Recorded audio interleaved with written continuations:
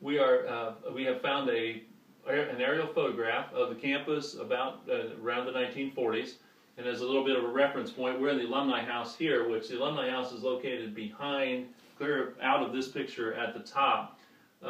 We also come down, this is the Washington Street boundary here, down to about 38th Street. The new college church is located right in this area.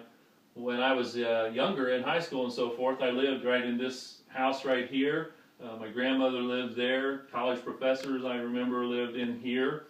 And so this whole place was sort of a residential neighborhood.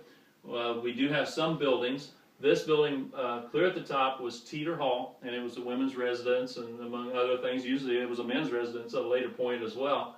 The administration building is right here. This is the original triangle of the university where most of the original buildings were.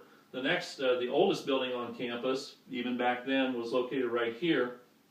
It was called Century Hall. I think it was also called Congress Hall at one time. It was a men's dorm, and it also was reputed to have been a station, a railway station on the Underground Railway at in the Civil War.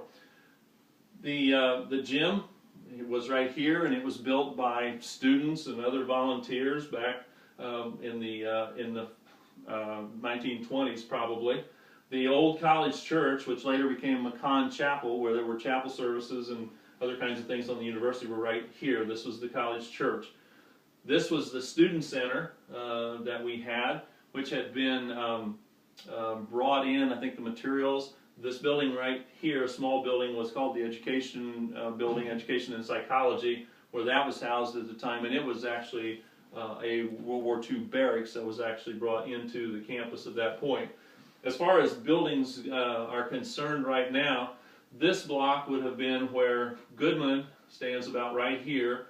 Beard stands about in this area right here. This is probably the green space, and somewhere in this area we had tennis courts back here. There was a boys' dorm, Williams Hall, over here, which is not there, and just on this side of all of that was Shatford, and then Bowman, and beyond that.